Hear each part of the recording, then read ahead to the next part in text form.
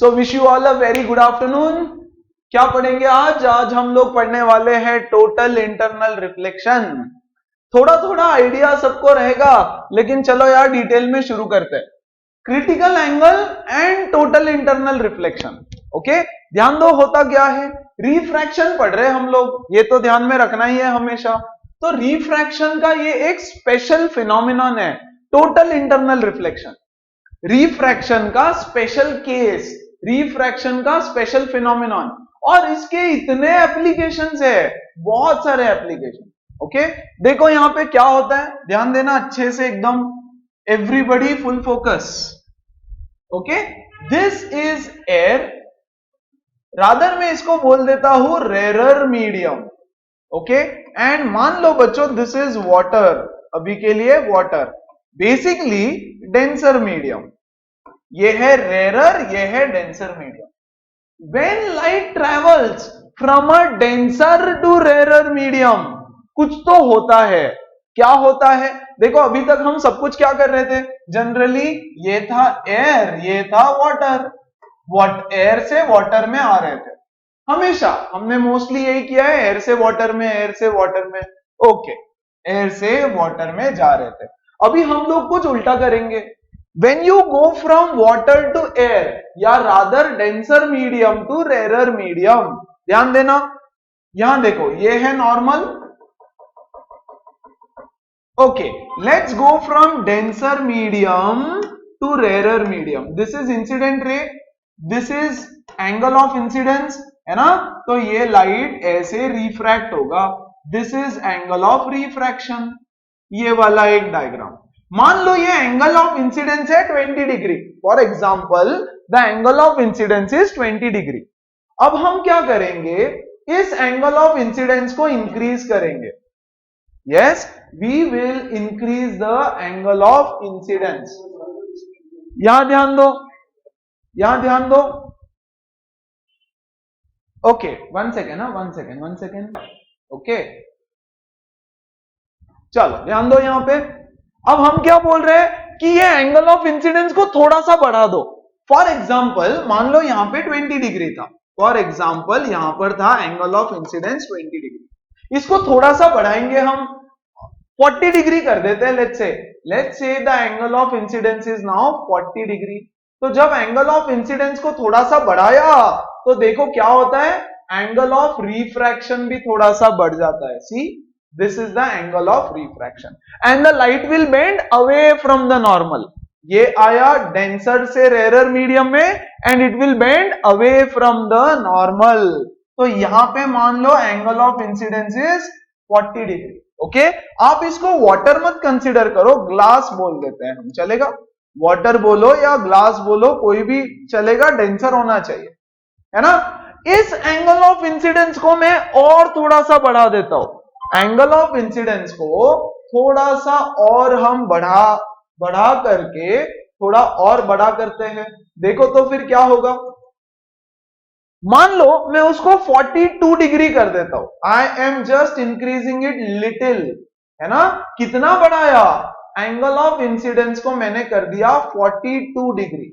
42 degree, जैसे ही 42 degree पे आएगा, ये जो रिफ्रैक्टेड रे है ये ऐसे जाएगा, सरफेस या जो इंटरफेस है उसके अलोंग ये चला जाएगा। मतलब एंगल ऑफ रिफ्रैक्शन कितना हो गया, 90 डिग्री। एंगल ऑफ रिफ्रैक्शन होगा 90 डिग्री। तो जैसे जैसे आप ये एंगल को बढ़ाते जा रहे हो, वैसे वैसे एंगल ऑफ रिफ्रैक्शन भी बढ़ रहा है। और एक पॉइंट ऐसा आएगा where the angle of refraction becomes 90 degree. Okay, मान लो मैं और थोड़ा सा बढ़ा देता हूं एंगल ऑफ इंसिडेंस को, इतना सा भी अगर मैं उसको बढ़ा देता हूं, मान लो 43 डिग्री सेल्सियस, 43 डिग्री कर दिया, या 45 डिग्री या 50 डिग्री, कितना भी कर दो, मान लो थोड़ा सा और मैं इसको इंक्रीज कर देता हूं, and I make this angle anything greater than 42 degree, मान लो 45 डिग्री, तो ये पूरा के पूरा लाइट रिफ्लेक्ट करेगा अंदर की तरफ। ग्लास के अंदर ही रिफ्लेक्ट कर जाएगा and there will be no refraction at all, बिल्कुल भी रिफ्रैक्शन नहीं होगा। अब यहां पे हो जाएगा एंगल ऑफ रिफ्लेक्शन, और एंगल ऑफ रिफ्लेक्शन हो जाएगा बच्चों 45 degree. Law of reflection follow हो जाएगा यहां पे, angle of incidence is equal to angle of reflection, है ना। अगर इससे ज्यादा कुछ भी एंगल हो जाता है तो यहां पे एंगल ऑफ इंसिडेंस इज मान लो 45 डिग्री। इस फिनोमिनॉन को बोलते हैं टोटल इंटरनल रिफ्लेक्शन, है ना, कि लाइट रिफ्रैक्ट किया ही नहीं, पूरा के पूरा रिफ्लेक्ट कर गया। Total light gets reflected internally, है ना, टोटल इंटरनल रिफ्लेक्शन TIR कब होता है? अच्छा एक बार फिर से यहां ध्यान देना, conditions for total internal reflection very very important. Condition number 1, light denser से रेयरर में ही जाना चाहिए तभी होगा, है ना। Light should travel from denser to rarer medium, condition number 1। अच्छा कंडीशन नंबर 2, हर बार हो रहा है क्या? नहीं। यहां पे हुआ क्या? नहीं। यहां पे हुआ क्या? नहीं। यहां पे हुआ क्या? नहीं। एक particular value of angle of incidence के बाद में होगा। In this case 42 degree is that value, कि भैया 42 डिग्री के ऊपर ही ये फिनोमिनॉन दिखाई देगा, उसके पहले नहीं दिखाई देगा, है ना। तो ये जो वैल्यू है एंगल ऑफ इंसिडेंस की, इसको बोलते हैं critical angle.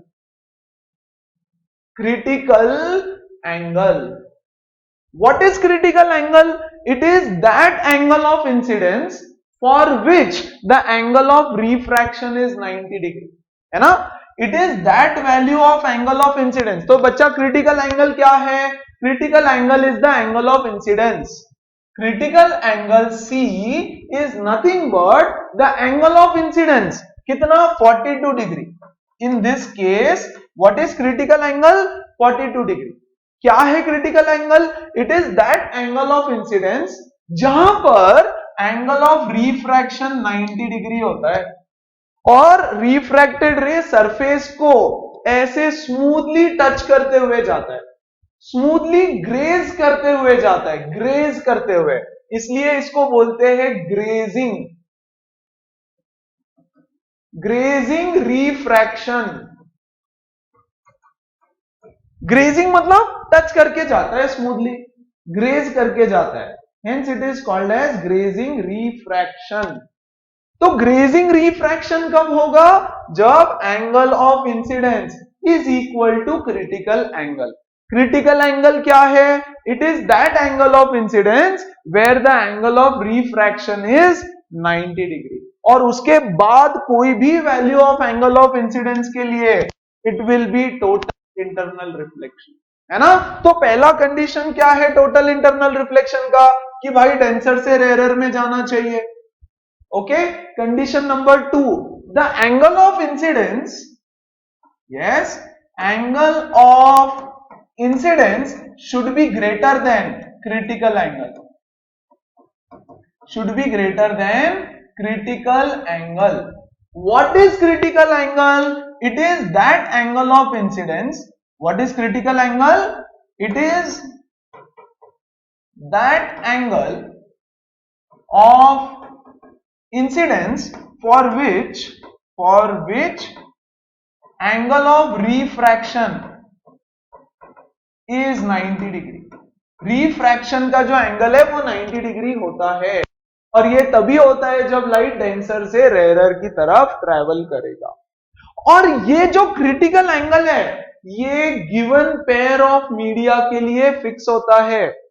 This is fixed, ये जो क्रिटिकल एंगल है it is always fixed for a given pair of media, given pair of medium.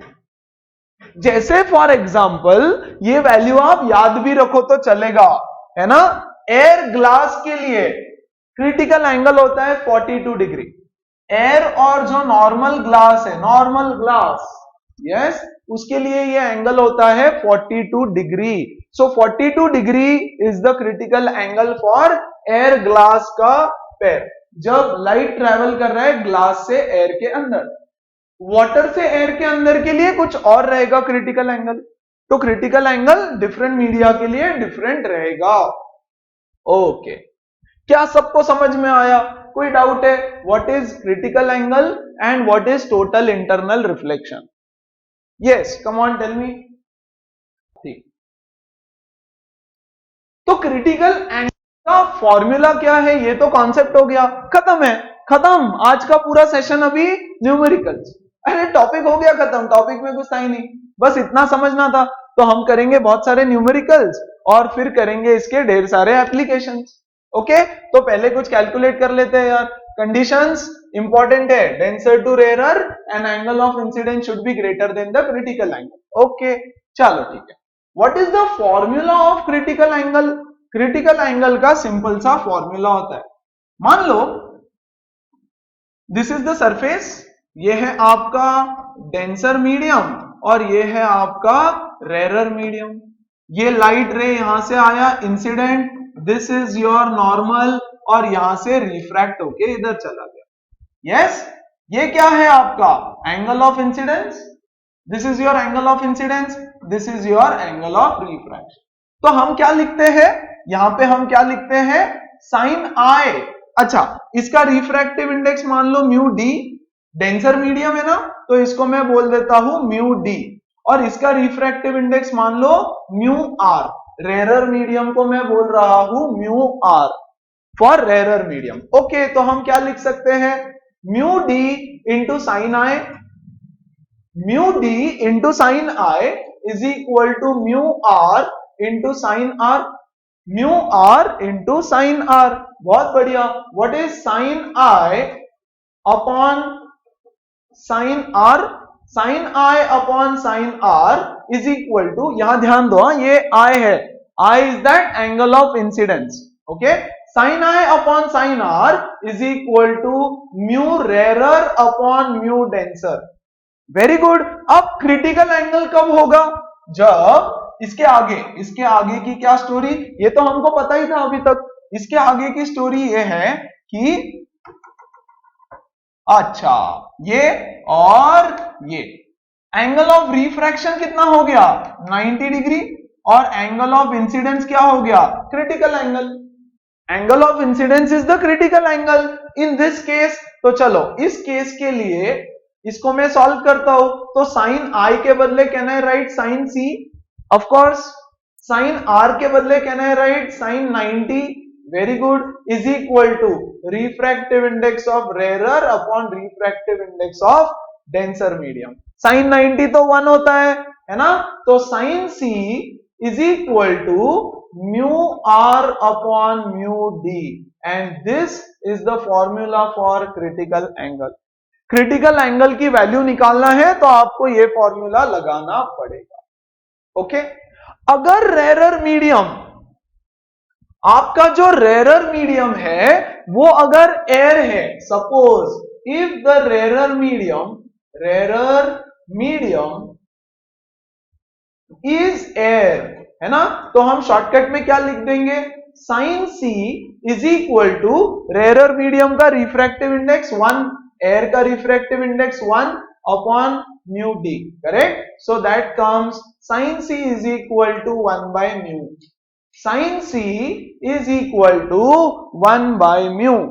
That is the formula of critical angle when the rarer medium is air. और जरूरी तो नहीं है air होगा हमेशा। यस, तो हम यूज करेंगे sin C is equal to refractive index of rarer upon denser, और इसीलिए मैंने उसको म्यू आर लिया। ठीक है, ऊपर है rarer और नीचे है denser, मीडियम, है ना। That is the formula of refractive index. एकदम सिंपल। अब तो सारा टेक्निकल चीजें भी खत्म हो गई, सब टेक्निकल चीजें खत्म। अब बचा क्या है? न्यूमेरिकल्स और एप्लीकेशंस। चलो, so before we go there, कोई डाउट है तो पूछो, कुछ भी, come on, anything. Easy, simple है बहुत। चलो, बहुत बढ़िया। तो कुछ क्वेश्चंस करते हैं 10th स्टैंडर्ड की टेक्स्ट बुक से। Before we move on to other questions, 10th standard के एग्जैक्ट उसी टेक्स्ट बुक से उठा करके लाया हो, बच्चों को शायद डायग्राम भी याद होगा, है ना। देखो तो क्या बोल रहे हैं ध्यान से, shows a section of semi circular glass slab. ये देखो ये है एक ग्लास का स्लैब, है ना, सेमी सर्कुलर ग्लास स्लैब है ये। This is a semi circular glass slab having it centre at O, O पे है इसका सेंटर। 3 rays of light A, B, C of the same color are incident on the slab and strike on the edge XY। ये देखो यहां पर ये A light आया यहां से और यहां पे स्ट्राइक किया, ये B आया यहां से, सी लाइट B, ये है B, ये B आया यहां से और इस पे स्ट्राइक किया, और एक C भी है जो यहां से गया, ये है C, यहां से स्ट्राइक किया।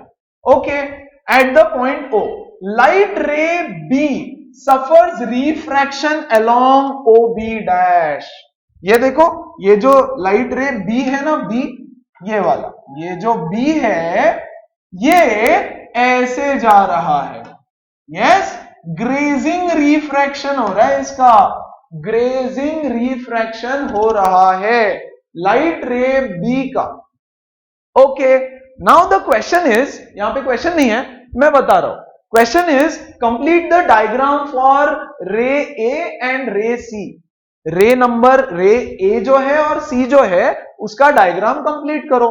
अच्छा, तो ये है हमारा एयर और ये है हमारा ग्लास। ओके, ये है एयर, ये है ग्लास। तो चलो ए का डायग्राम कंप्लीट करते हैं। ए का क्या होगा, अच्छा उससे पहले बच्चों ये है critical angle, is this our critical angle, ये वाला सी नॉर्मल, और ये ग्रेजिंग रिफ्रैक्शन वाला है आपका क्रिटिकल एंगल सी। यस, अगर incident ray is smaller than the critical angle, refraction होता है, नॉर्मल रिफ्रैक्शन होता है, हाँ कि नहीं। तो ये ए जाएगा इधर और इसका हो जाएगा रिफ्रैक्शन, तो ए यहां से बाहर निकलेगा। बी का तो उन्होंने दे दिया already, yes, along the surface जा रहा है, यस, एंगल ऑफ इंसिडेंस को और बढ़ा दो तो क्या हो जाएगा, ये जो सी है इसका हो जाएगा टोटल इंटरनल रिफ्लेक्शन विथ ये जो भी एंगल रहेगा, angle of incidence is equal to angle of refraction, है ना। तो इस डायग्राम को हमने किया कंप्लीट। यस, तो पहला क्वेश्चन था डायग्राम कंप्लीट करो। क्या किसी को डायग्राम कंप्लीशन में कोई डाउट? ओके है, क्लियर, पक्का, वेरी गुड। अच्छा, सेकंड क्वेश्चन, यार गड़बड़ है ना, गलत नहीं है क्या डायग्राम? कुछ गलत लग रहा है क्या? मुझे तो कुछ तो गलत लग रहा है। देखो यहां पे ये है एयर, ये है ग्लास और ये है दोबारा से एयर, है ना। तो यार जब एयर से ग्लास के अंदर ये रे गया, यहां से जब एयर से ग्लास के अंदर जा रहा है तो यार यहां पे भी तो रिफ्रैक्शन होना चाहिए कि नहीं होना चाहिए? होना चाहिए कि नहीं होना चाहिए? होना तो चाहिए। तो क्या डायग्राम गलत है ना? Yes, no, no, it is not wrong, this angle is 90 degree. कैसे 90 डिग्री है? How is that angle 90 degree? है ना 90 डिग्री। ये देखो ये है रेडियस, यस, अरे देखो सेंटर से पास हो रही है वो लाइन, यस, तो ये एंगल हो गया 90 डिग्री। मान लो ये पॉइंट लेता हूं मैं, क्या मैं इस पॉइंट पे ऐसा एक टेंजेंट बना सकता हूं? यस, अब तो हो गया 90 डिग्री। अब ठीक है, तो 90 डिग्री रहेगा तो ये तो सीधा चला जाएगा without refraction. Just give me one moment, है ना। वैसे ही इसको भी देखो यार, इसको भी देखो, ये भी 90 डिग्री एंगल पे है। सरफेस के ऊपर एंगल इज 90 डिग्री। ये देखो ये है सरफेस, ये है सरफेस, ये है एंगल 90 डिग्री। तो सरफेस पे अगर इंसिडेंट रे 90 डिग्री बनाता है तो विदाउट रिफ्रैक्शन जाएगा। ये तो हमने ऑलरेडी पढ़ लिया ना यार पहले, तो कोई टेंशन नहीं है। तो मतलब डायग्राम सही है, तो यहां पे कोई रिफ्रैक्शन नहीं होगा। रे ए जाएगा, रिफ्रैक्ट हो जाएगा, ये है क्रिटिकल एंगल, ऐसा जाएगा, और ये सी इधर से टोटल इंटरनल रिफ्लेक्शन। अब बताओ के चल। सो ये क्वेश्चन में सारे कॉन्सेप्ट्स एक one by one concept clear होते जाएंगे और भी। तो ये डायग्राम कंप्लीट किया।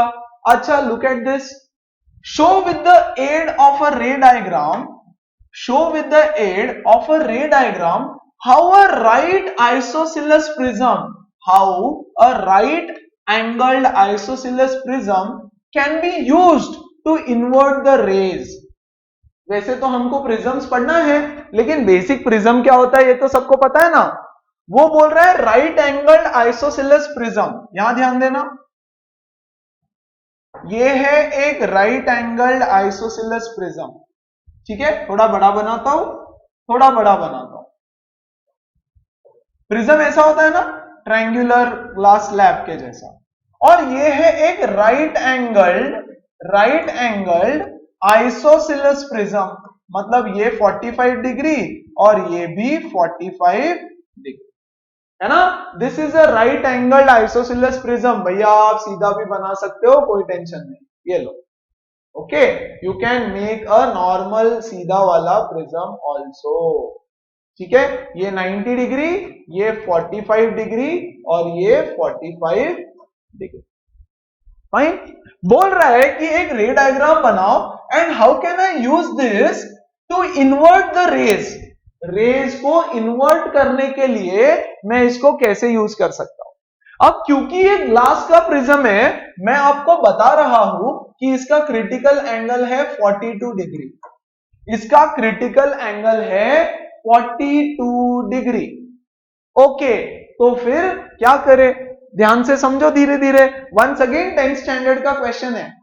ओके ठीक, चल ये रे आया, ये आया एक रे ऑफ लाइट यहां पर 90 डिग्री, तो ये सीधा चला जाएगा यहां पे, परफेक्ट है ना।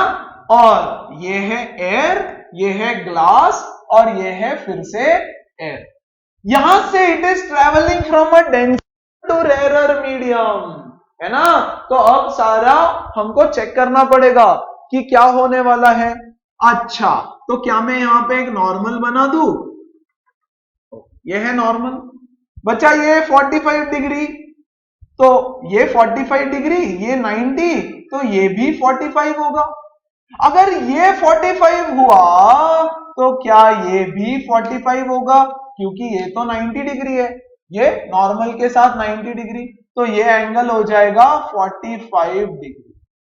Very good. इसका क्रिटिकल एंगल तो 42 डिग्री है और ये है 45 डिग्री, मतलब यहां पर होने वाला है टोटल इंटरनल रिफ्लेक्शन। बोलो सही बात एवरीबॉडी। यहां पर ये हो जाएगा टोटल इंटरनल रिफ्लेक्शन और ये एंगल बन जाएगा 45 डिग्री, है ना। तो angle of incidence is equal to angle of reflection. Okay, यहां पे दोबारा it is trying to go from a denser to rarer medium, है ना। तो दोबारा से चेक करना पड़ेगा क्या होने वाला है। ओके, तो मैंने यहां पर बनाया नॉर्मल, ये है आपका नॉर्मल। अच्छा, तो ये है 90 डिग्री। ओके बच्चों, ये 45, ये 90, तो ये कितना हुआ 45। अगर ये 45 ये 90, तो ये एंगल भी 45 डिग्री। तो ये एंगल 45, अगर बच्चों ये एंगल 45, तो क्या ये एंगल ऑफ इंसिडेंस है। हाँ, angle between the incident ray and the normal, तो ये भी हो गया 45 डिग्री। यस, फिर से angle of incidence is greater than the critical angle that is 42, है ना। And it is travelling from a denser to rarer medium, तो यहां दोबारा से होगा टोटल इंटरनल रिफ्लेक्शन, तो ये लाइट रिफ्लेक्ट करेगा ऐसे, ये एंगल फिर से 45 degree. Angle of incidence is equal to angle of reflection. और क्योंकि ये 90 डिग्री है, ये बिना रिफ्रैक्ट किए सीधा सीधा चला जाएगा। और हमने देखो रे को उल्टा कर दिया। To invert the rays, to invert the rays कैसे यूज कर सकते हैं इस प्रिज्म को, है ना? तो ये रे इधर आ रहा था, हमने उसको पूरा के पूरा उल्टा करके वापस भेज दिया। यस, मतलब अगर मैं यहां पर बच्चों, इधर छोड़ दो यार, है ना, यही डायग्राम फिर से बनाता हूं, यही डायग्राम फिर से बना करके यहां पर, ओके, मान लो यहां पर एक ऑब्जेक्ट रहता ऐसे, ठीक है, तो यहां से रे ऑफ लाइट आता ऐसे ऐसे यहां पर, है ना, तो मैं इसको बोलता हूं ए बी।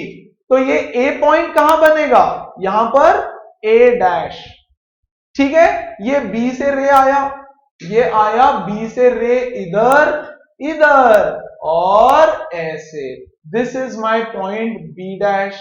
और देखो इमेज हो गया इन्वर्ट, इन्वर्टेड इमेज बन गया इसका, कंप्लीटली उल्टा, है ना, ये इधर इधर इधर ऐसे ऐसे और यस, तो इन्वर्टेड इमेज बनाने के ये काम में आया। अब ये कहां पे यूज होगा देखेंगे हम लोग।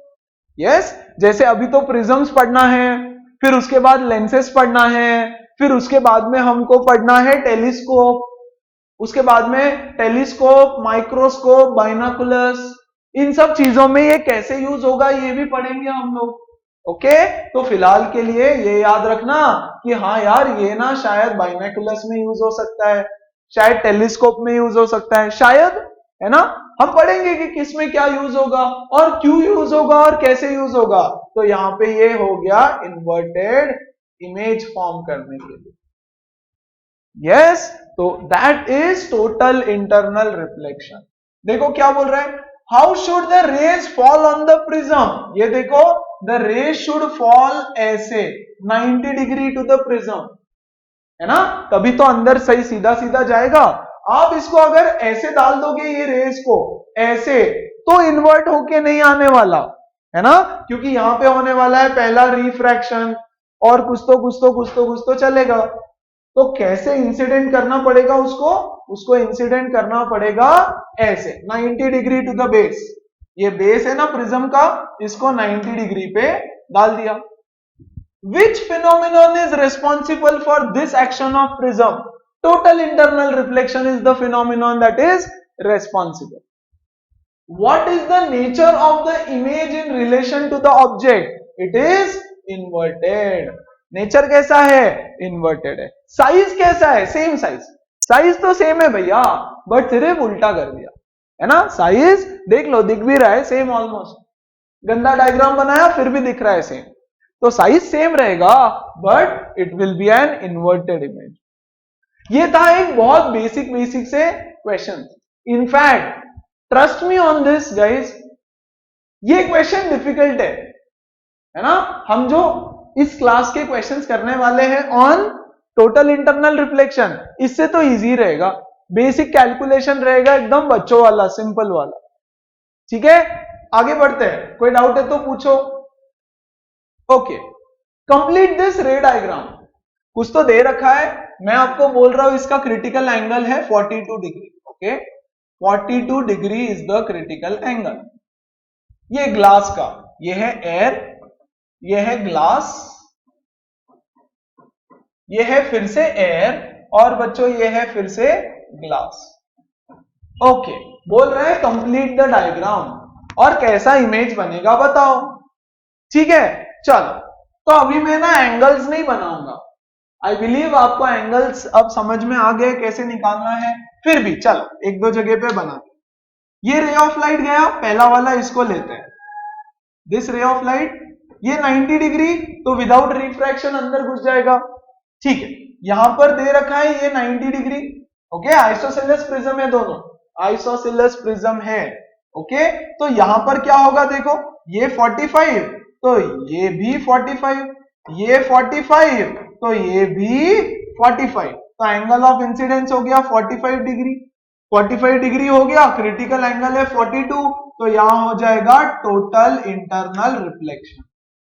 क्योंकि ये 90 डिग्री है, यहां से ये सीधा सीधा चला जाएगा, यहां पे दोबारा 90 डिग्री है, तो यहां से भी सीधा सीधा चला जाएगा। अब ये एंगल है 45, तो बच्चों ये भी रहेगा 45 and this is normal.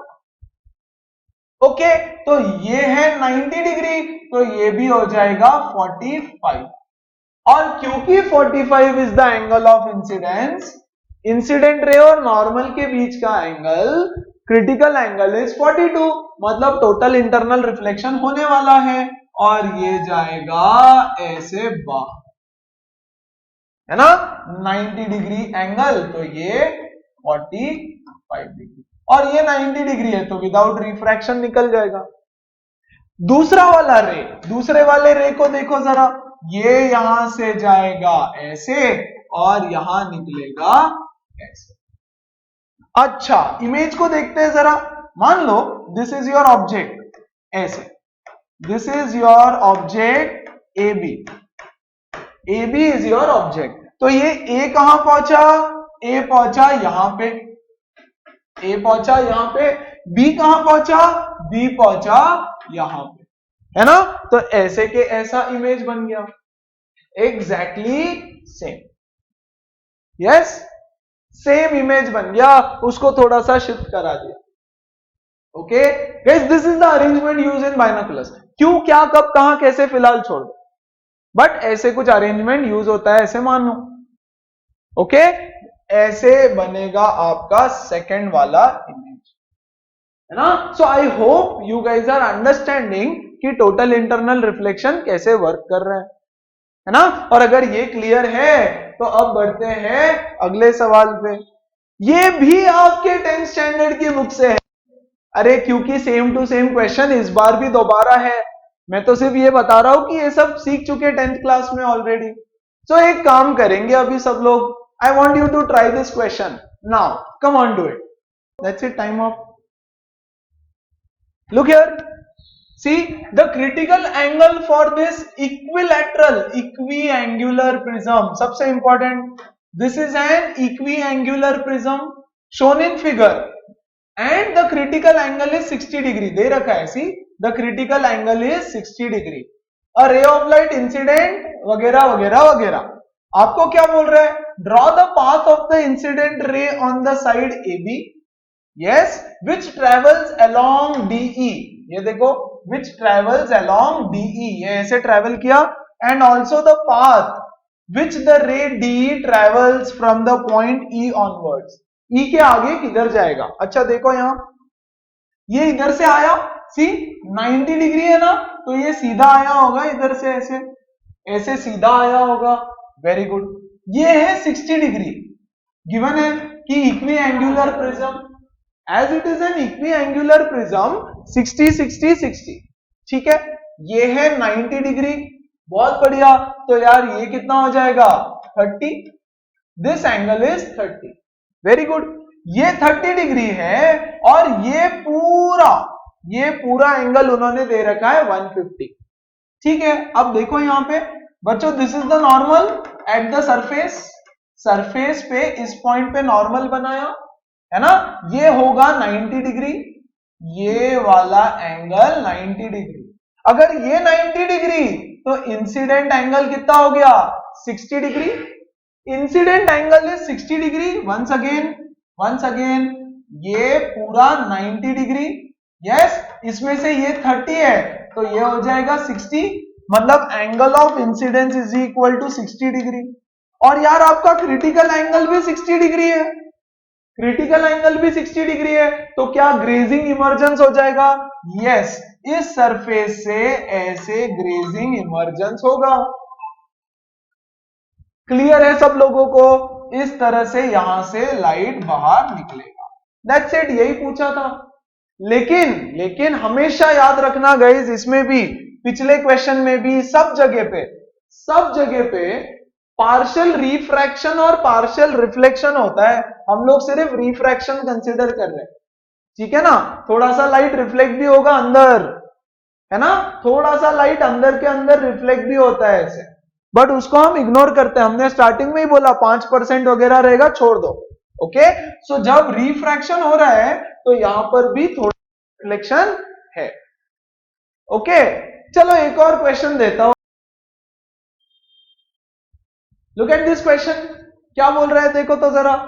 This is a glass, एक ग्लास का ऐसा शेप का स्लैब है ना, ये है सेंटर, ये है एक क्वाड्रेंट का part. Okay guys, this is like a part of a quadrant, this is like a part of quadrant. ये वाला एंगल 42 है, this angle is 42 and the critical angle is also 42 degree. बोल रहा है कंप्लीट द रे diagram. इस diagram को तब तक कंप्लीट करो जब तक ये रे वापस एयर के अंदर ना आ जाए। Yes, come on. Okay okay, चलो लेट्स सी द सॉल्यूशन। बहुत सही, अगर सबने बना लिया तो यहां ध्यान देना। Okay guys, this is angle of incidence, कौन सा, ये वाला, है ना। देखो ये 90 डिग्री है, दिस इज 90, है ना, तो ये 48 डिग्री, सही बात। यस, ये 48 degree is the angle of incidence, the angle between the incident ray and normal, which is greater than the critical angle. तो यहां पर हो जाएगा टोटल इंटरनल रिफ्लेक्शन, और ये एंगल बनेगा 48 degree. Correct, angle of incidence is angle of reflection, है ना। अच्छा देखो तो जरा, फिर ये कितना हो जाएगा, ये हो जाएगा 42 डिग्री, वापस से ये हो जाएगा 42 डिग्री, तो ये है 90 डिग्री। अच्छा, यहां पे this is the incident ray, this is the normal, तो ये हो गया 48 डिग्री, तो ये हो गया फिर से 42 degree. 42 degree is the angle of incidence which is equal to the critical angle. तो क्योंकि वो क्रिटिकल एंगल से इक्वल है, ये लाइट ऐसे बाहर निकलेगा, है ना, और यहां पे ग्रेजिंग होगा, है ना। This is the overall concept कि एक पर्टिकुलर चीज से अगर, एक पर्टिकुलर एंगल से अगर ज्यादा हो जाता है एंगल ऑफ इंसिडेंस, तो टोटल इंटरनल रिफ्लेक्शन होता है। अदरवाइज एक पर्टिकुलर एंगल पे, क्रिटिकल एंगल पे ग्रेजिंग होता है, और इसका बहुत सारा एप्लीकेशन है। पहले फिलहाल इसको सीख लो कैसे करना होता है। इफ दिस इज क्लियर, हम लोग आगे बढ़ेंगे हमारे अगले सवाल की तरफ, जो है, yes please send it to me, check करेंगे हम लोग, है ना, सेंड इट, भेजो। चलो अगला सवाल, अभी बस डायग्राम्स वाले खत्म, अभी थोड़ा क्वेश्चंस पे आ जाओ। अभी फॉर्मूला क्या था हमारा, फॉर्मूला एक बार याद कर लेते हैं। Sine C is equal to mu rarer upon mu denser, critical angle निकालने का फॉर्मूला, ठीक है। और अगर एयर है तो 1/μ, where mu is the refractive index of the medium. चलो हटाओ इसको, चलो find the value of critical angle for material of refractive index √2।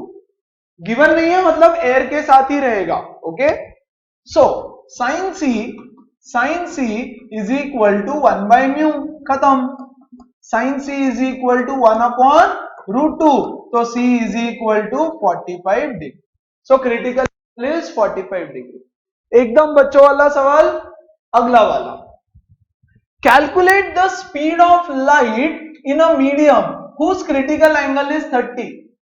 तो क्रिटिकल एंगल दे दिया आपको, speed of light in that medium पूछा है, तो कैसे निकालते हैं हम speed of light. Refractive index is speed of light in vacuum या air upon speed of light in medium. Very good, ये तो हमको पता है, ये हमको फाइंड करने के लिए बोला है, और ये वाला चीज अगर मुझे मिल जाए तो हमारा काम खत्म हो जाएगा। ये निकालने के लिए क्रिटिकल एंगल दे रखा है आपको, है ना।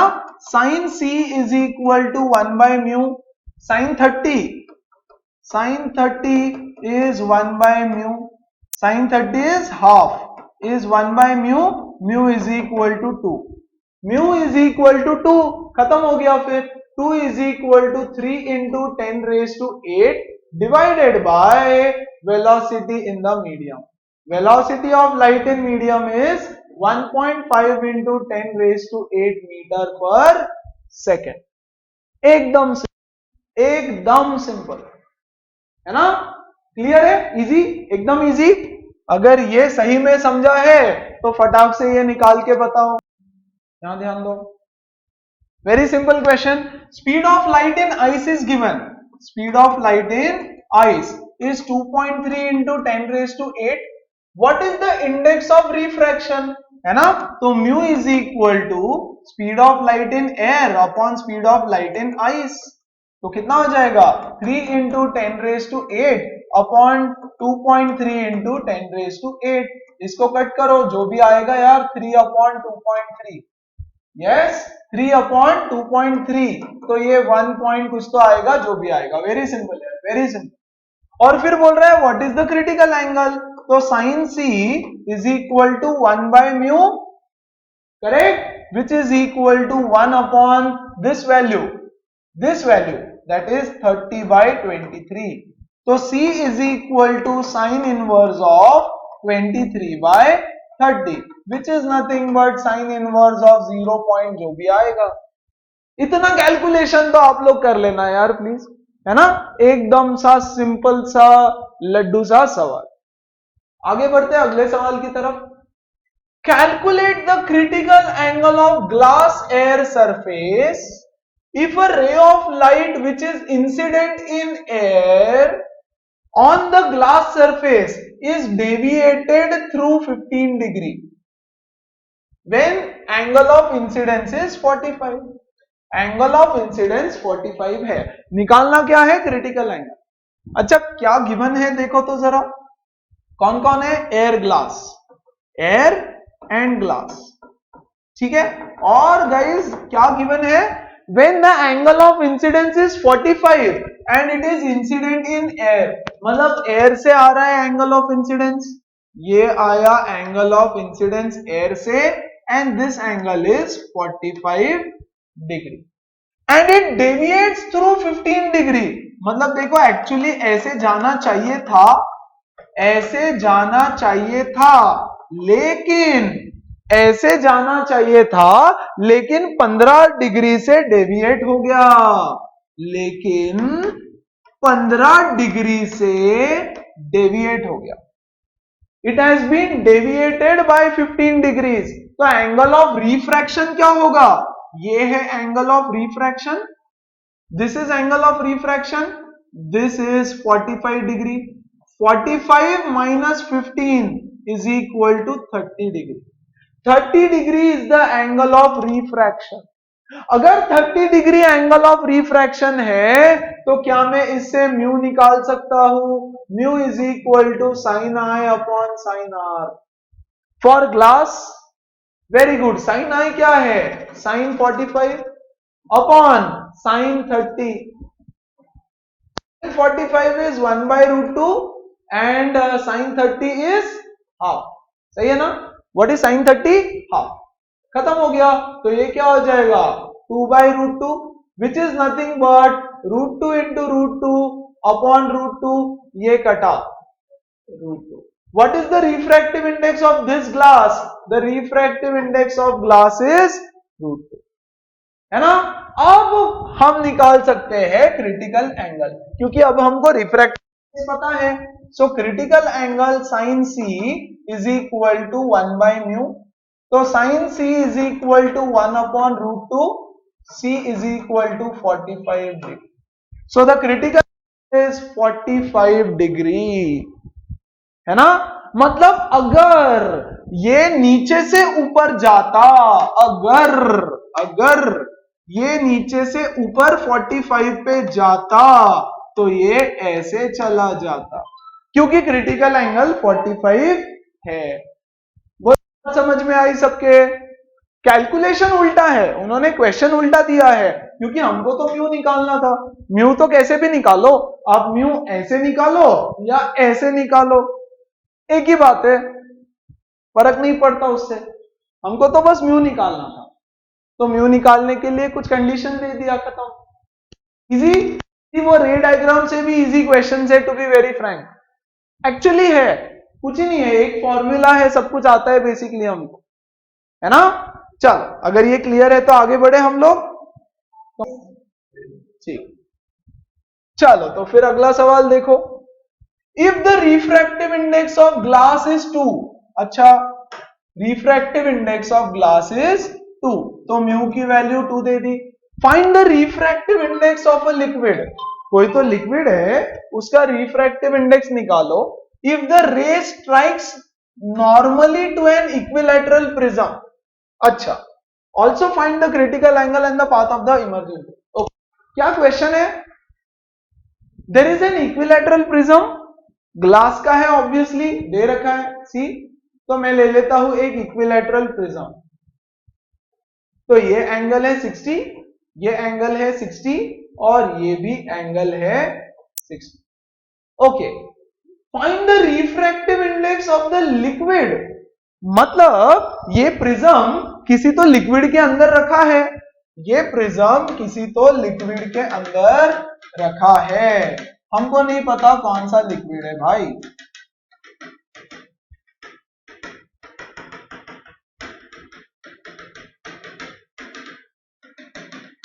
ओके, क्या बोल रहा है? If the ray strikes normally to the equilateral prism, अब एक रे ऑफ लाइट आया कहीं से तो, और नॉर्मली इस इक्विलैटरल प्रिज्म को स्ट्राइक किया, नॉर्मली मतलब 90 डिग्री पे, नॉर्मली स्ट्राइक किया, 90 डिग्री पे स्ट्राइक किया।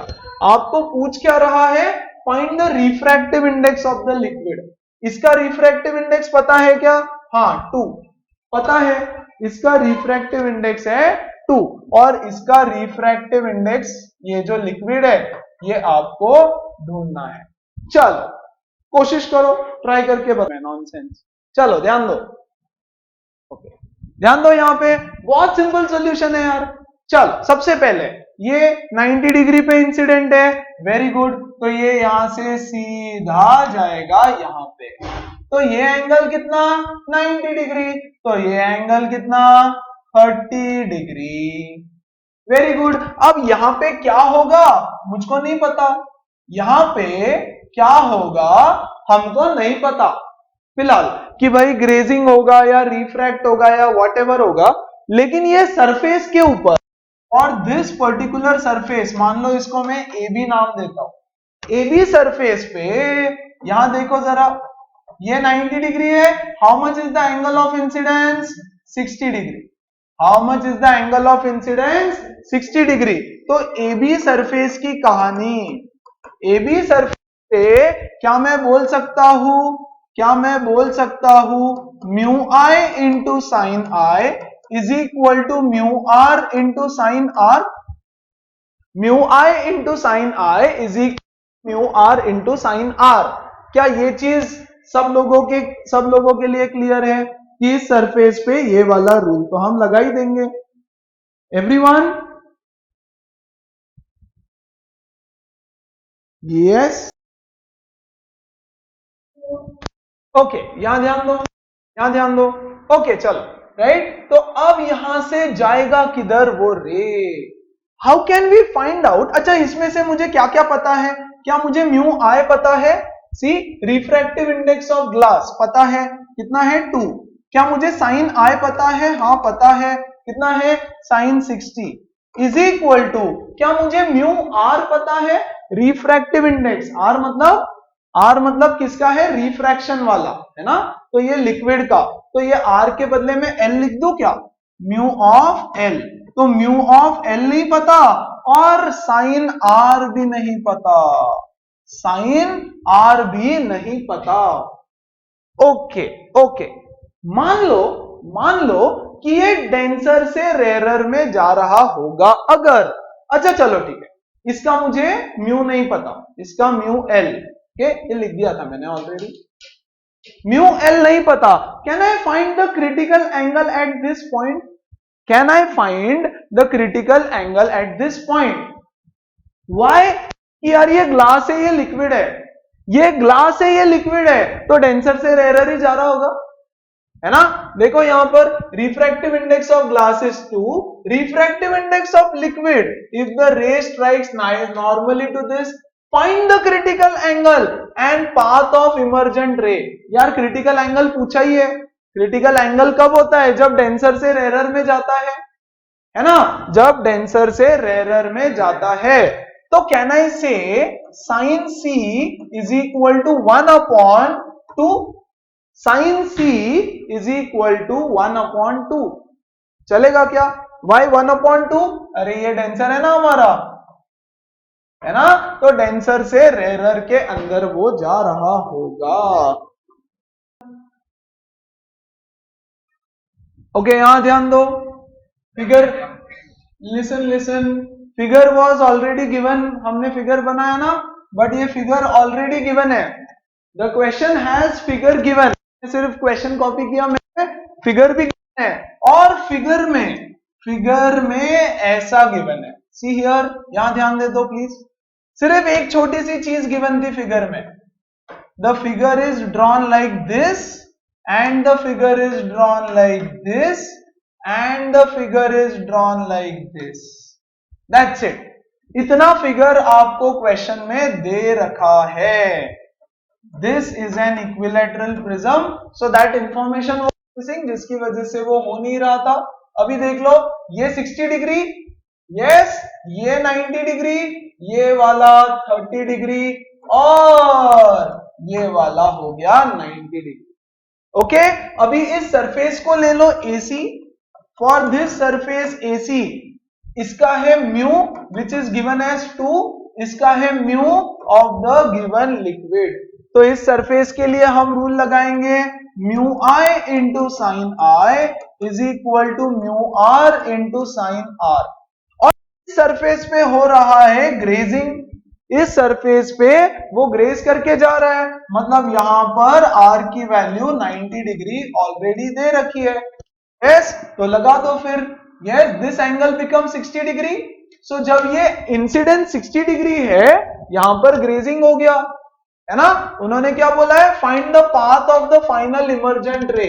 तो path of the final emergent ray के लिए आई कितना है? Mu I 2 into angle of incidence कितना है? 60 degree, which is equal to mu of liquid into sine R, that is nothing but sine 90। तो म्यू ऑफ लिक्विड कितना हो गया? 2 इंटू साइन 60 इज √3/2, है ना। So √3, mu of liquid is equal to √3। Simple, खत्म। और क्या चाहिए था हमको? रिफ्रैक्टिव इंडेक्स चाहिए था ना। Find the refractive index of the liquid. So the refractive index of the liquid is √3। Refractive index of the liquid is √3। और क्या बोल रहे हैं? Find the critical angle. तो क्रिटिकल एंगल तो सिंपल है, 60 डिग्री के लिए ग्रेजिंग हुआ, करेक्ट, तो critical angle is equal to 60 degree, इसमें तो कुछ ही नहीं करना है।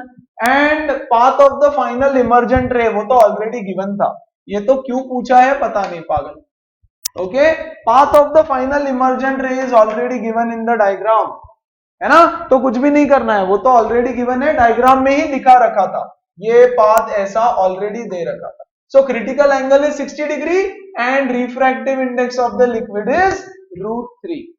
सिंपल सा क्वेश्चन, मेरी तरफ से फॉल्ट कि मैंने डायग्राम नहीं दिया। Okay, so otherwise question was very very simple. ठीक है, अगले क्वेश्चन पे बढ़े। किसी को डाउट है इसमें तो पूछ लो पहले, कम ऑन, किसी को इसमें कोई डाउट है तो पूछो। ठीक है, तो अगला क्वेश्चन छोटा सा दिख रहा है, find the angle of refraction in a medium of mu is equal to 2 if the light is incident in vacuum making an angle equal to twice the critical angle। Try करो एक बार, come on go ahead, या तो question समझने में या solution. Have a look here, देखो तो solution क्या है। Find the refraction in a medium of mu is equal to 2 if the light is incident in vacuum making an angle twice of critical angle। पहले तो critical angle निकाल लो यार, mu is equal to 2 है, तो sine C is equal to 1/μ, है ना। Incident in vacuum है, अरे वैक्यूम मतलब एयर, एक ही बात है। ओके, तो साइन सी कितना आएगा? Sine C is equal to 1/2, C is equal to 30 degree. तो क्रिटिकल एंगल हो गया 30, तो एंगल ऑफ इंसिडेंस कितना हो जाएगा? twice of critical angle, which is 2 times of 30, that is 60 degree.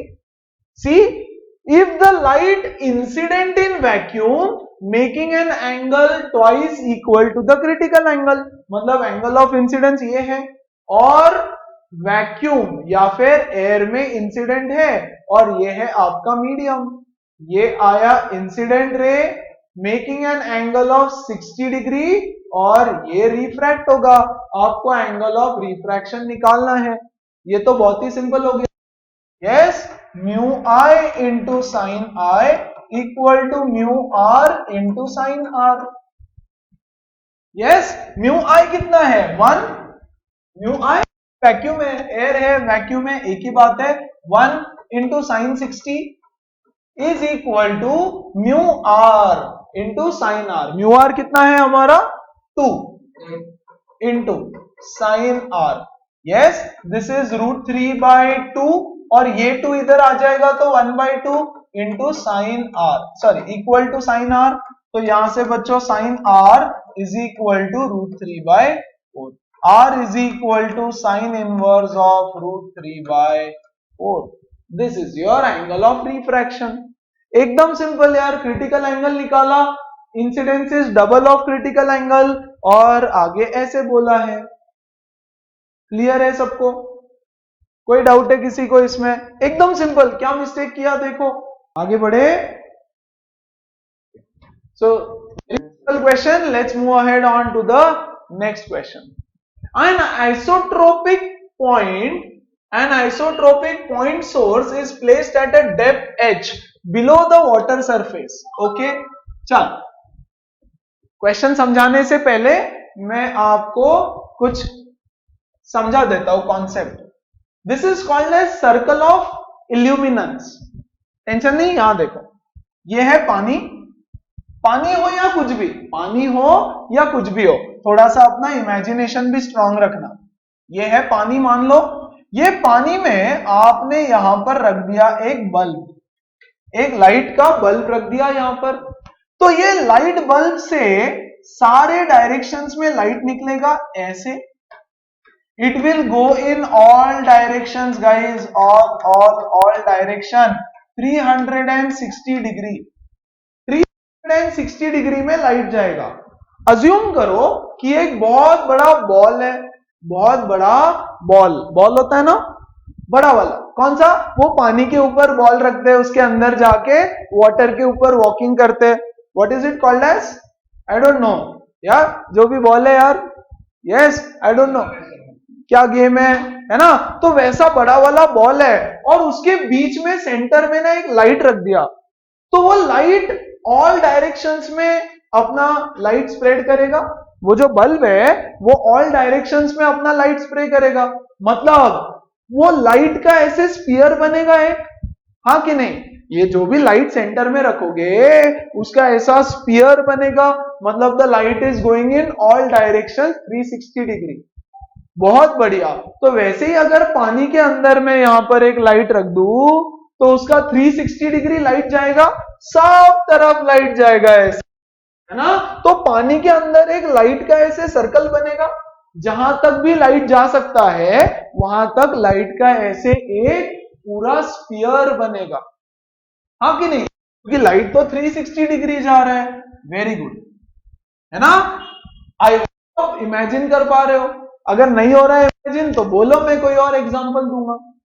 अब यहां ध्यान देना, ये है आपका light source, this is your light source. यहां से ये रे ऑफ लाइट निकला और ये वाटर से सीधा सीधा ऊपर आ गया। Very good.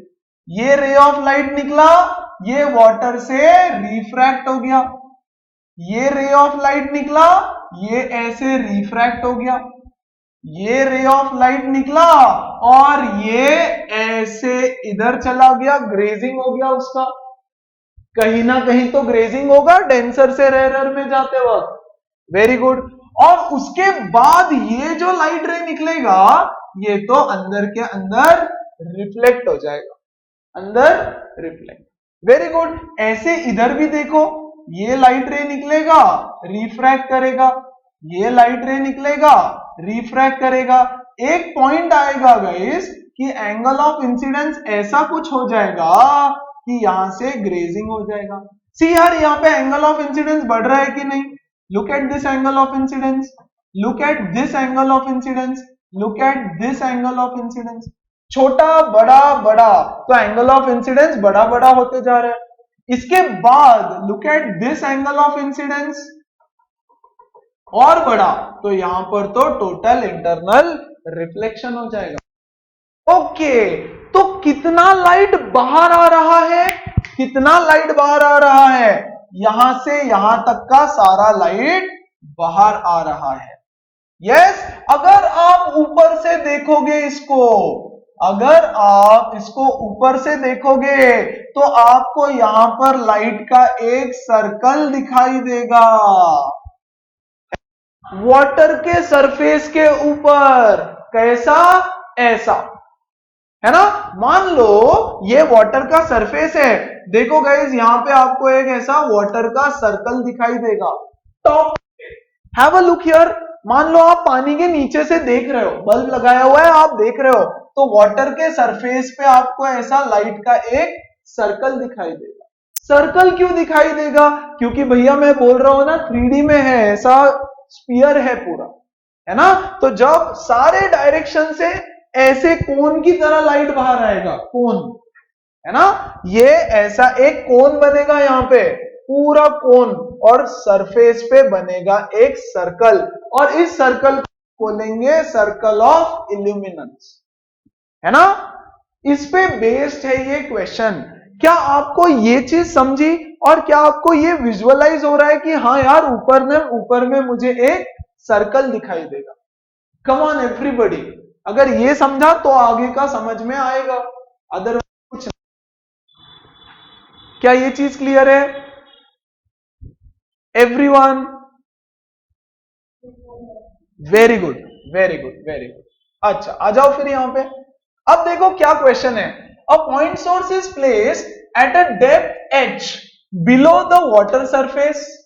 A floating opaque disc is placed on the surface of water so that the source is not visible from the surface। ठीक है, इसके ऊपर ये एक डिस्क रख दिया कि आपको सोर्स नहीं दिख रहा है, व्हाटएवर, ये सब बकवास है। What is the minimum radius of the disk that refractive index of water is? ये जो सर्कल बनाना है यहां पे, इस सर्कल का आपको रेडियस पूछा है। Refractive index of water is mu. Okay, तो इसका रेडियस निकालना है। अच्छा, ध्यान देंगे, यहां पे फिर से डायग्राम बना रहा हूं मैं। ये है आपका सरफेस ऑफ वाटर, ये है आपका सोर्स ऑफ लाइट। इसको रखा है h हाइट नीचे, इसको रखा है h हाइट नीचे। ठीक है, अब ये वाला तो सीधा सीधा चला जाएगा, सही बात है। ये वाला ऐसा आएगा और यहां से हो जाएगा ग्रेजिंग, है ना? ये वाला ऐसा आएगा और यहां से हो जाएगा ग्रेजिंग। क्लियर है? उसके बाद यहां देखो, ये ग्रेजिंग वाला बना देता हूं, ये भी ग्रेजिंग वाला बना दिया। यहां पर इतना सर्कल बनेगा, ये इतना सर्कल बनेगा। Very good. अच्छा, इसको नहीं बनाते, थोड़ा गंदा हो जाता है।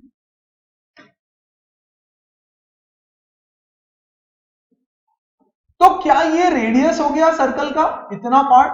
This is the radius of the circle. तो आपको ये रेडियस ऑफ द सर्कल निकालने बोल रहा है। Very good. यहां पे बना रहा हूं मैं एक नॉर्मल, यहां पे बना रहा हूं मैं एक नॉर्मल। ओके, क्या ये एंगल ऑफ इंसिडेंस है? हाँ। कौन सा angle of incidence? Critical angle, क्योंकि यहां पर ग्रेजिंग हुआ ना, तो ये आया और इधर चला गया, तो दिस इज क्रिटिकल एंगल। अगर ये क्रिटिकल एंगल है तो क्या ये भी क्रिटिकल एंगल है? C, is this angle also C? Yes, this is also C. Alternate angles, alternate angle. Very good, खत्म है, अब कुछ नहीं बचा। tan c लगा दो इस ट्रायंगल में, टेक दिस ट्रायंगल, उसमें हम लगाएंगे tan c। tan c is equal to opposite upon adjacent, है ना? तो r बाय h, सही है ना? Opposite upon adjacent. Very good. और हमको क्या निकालने बोल रहा है? रेडियस। तो guys radius is equal to h tan c, h tan c। Okay, हमको क्वेश्चन में गिवन क्या है देखो तो जरा, h गिवन है क्या? हाँ गिवन है, yes it is placed at a depth below h। c given है क्या? नहीं, c तो गिवन नहीं रहेगा। तो गिवन क्या है? गिवन है रिफ्रैक्टिव इंडेक्स म्यू। तो हमारे फॉर्मूला से हमको c हटाना है और म्यू डालना है। c is this critical angle. Okay, तो what do we know? We know that sin c is equal to 1 upon mu. मान लो ये एंगल c है, तो 1 बाय म्यू मतलब क्या? 1 by mu opposite upon hypotenuse. sin c is equal to 1 by mu, यहां लिखता हूं, sin c is equal to 1 by mu opposite upon adjacent. Pythagoras लगा के ये साइड कितना आ जाएगा? Mu square minus 1 square, mu square minus 1 square. तो यहां से बच्चों tan c कितना हो जाएगा? r is equal to h into tan is equal to opposite upon adjacent which is 1 upon under root mu square minus 1। तो your radius is h upon r is equal to h upon under root mu square minus 1 and this is your answer. खत्म हो गया question, कुछ नहीं है उसके अंदर, है ना? इतना सा। ये तो यार आपको 10th स्टैंडर्ड में भी सिखाते तो आप कर लेते, है ना? अगर आपको ये ट्रायंगल दे देते 10th क्लास में और बोलते यार r की वैल्यू निकालो, तो you would have done it. चलो, किसी को कोई डाउट है इसमें? एवरीबॉडी क्लियर है? कुछ जानना चाहते हो तो पूछो। वंस अगेन देखो, ये है रेडियस, ये है हाइट h, कितनी नीचे रखा है वो दिया है। ऐसे कोन की तरह लाइट ऊपर आएगा बाहर, प्रॉपर ऐसा कोन ऊपर आएगा। लुक हियर, ऐसे कुछ आते हुए दिखेगा लाइट आपको। सी, ये लाइट आ रहा है ऐसे, ये रेज ऑफ लाइट भी दिख रही है थोड़ी थोड़ी, है ना? और ऊपर में सरफेस पे ऐसा एक सर्कल बनेगा, 360 डिग्री में वो लाइट जा रहा है, है ना? इस तरह से। तो हमने क्या बोला? हमने बोला tan c is equal to h by r in this triangle, इस ट्रायंगल में, in this triangle this r is equal to h tan c। अब tan c पता नहीं है, तो हमने बोला हमको तो sin c पता है, critical angle is equal to 1 by mu, क्योंकि यहां पे जा रहा है वाटर से एयर में, है ना? वाटर, ये है एयर, ये है वाटर। तो can I use the formula 1 by mu? बिल्कुल। उन्होंने बोला है refractive index of water is mu, ठीक है? तो sine is equal to opposite upon hypotenuse, तो ये कितना हो जाएगा? Under root mu square minus 1। तो tan की वैल्यू डाल दी। क्यों करवाया ये क्वेश्चन? इसलिए करवाया ये क्वेश्चन। ओके, क्या बोल रहा है देखो, a large glass slab of refractive index this and thickness 8 centimeter is placed over a point source of light on a plane surface. It is seen that light emerges out of the top surface of the slab in the form of a circular क्या है? Circular area of radius r centimeter. Find the value of r. Find the value of r. ऐसा simple सा question पूछा है, and JEE 2010 का question है। अरे खत्म हो गया यार, ये फॉर्मूला लगा दो, r is equal to h upon under root mu square minus 1। सिर्फ फर्क क्या है, यहां पर वाटर नहीं है, यहां पे उन्होंने क्या बोला है? ग्लास स्लैब है। प्लीज ध्यान देना, ये है एक ग्लास स्लैब। इस ग्लास स्लैब के नीचे यहां पे लाइट सोर्स रखा है, तो बच्चों यहां से ऐसा लाइट आएगा बाहर, ग्लास स्लैब से बाहर ऊपर, है ना? ये ग्रेज और इधर करेगा ग्रेजिंग, और यहां बनेगा एक सर्कल। इस ग्लास स्लैब का थिकनेस है 8 सेंटीमीटर, मतलब ये पॉइंट सोर्स का जो हाइट है वो हो गया 8 सेंटीमीटर। खत्म। और रिफ्रैक्टिव इंडेक्स इज गिवन, तो आपको ऐसे का ऐसा डेरिवेशन करके सॉल्व करना था। राइट। तो अब तो हमने अभी डेरिवेशन किया, तो डायरेक्ट फॉर्मूला लगा दो, h upon under root mu square minus 1। खत्म है यार, खत्म है। डाल दो वैल्यू। क्या वैल्यू है? 8 सेंटीमीटर का थिकनेस है, तो 8 सेंटीमीटर का थिकनेस अपॉन क्या है म्यू? 5/3 का स्क्वायर, सो 25/9 माइनस 1। सॉल्व करेंगे जल्दी से और आंसर बताएंगे। कम on, do it now. Come on, मस्त है। मैं सिखाऊं तब तक तो कर भी लिया इसने सॉल्व। 6 सेंटीमीटर। सो ये जो सर्कल बनेगा इसका रेडियस है 6 centimetre. Such an easy question है ना, लेकिन कॉन्सेप्ट देखो कैसा लगाया। तो उसके लिए आपको बहुत सारे एप्लीकेशन बेस्ड क्वेश्चंस प्रैक्टिस करने पड़ेंगे, है ना। चलो एक और थोड़ा सा डिफिकल्ट वन। ओके, ध्यान देना। A point source of light is placed at a distance h below the surface of large and deep lake. ठीक है। Show that fraction f of light that escapes directly from the water surface is independent of height and is given by। सब कुछ दे दिया। Okay, क्या बोल रहा है कि देखो ये है वाटर, ये है वाटर का सरफेस। मैं यहां पे लाइट सोर्स रखूं, है ना, तो कितना लाइट बाहर आएगा? मान लो इतना लाइट बाहर आएगा, इतने पोर्शन से, इस कोन से लाइट बाहर आएगा। लेकिन टोटल लाइट कितना निकल रहा है उस पॉइंट सोर्स से? बच्चों, उस पॉइंट सोर्स से एक पूरा स्फीयर निकल रहा है, एक पूरा स्पीयर ऑफ लाइट निकल रहा है। लेकिन बाहर कितना आ रहा है? सिर्फ ये कोन के जितना। इतना लाइट पूरा के पूरा बाहर आएगा। ओके, अगर ये लाइट सोर्स को मैं यहां पे नीचे रख दूं और हाइट बढ़ा करके, है ना, तो इतना लाइट बाहर आएगा ऐसे। यस, इतना सारा लाइट बाहर आएगा ऐसे।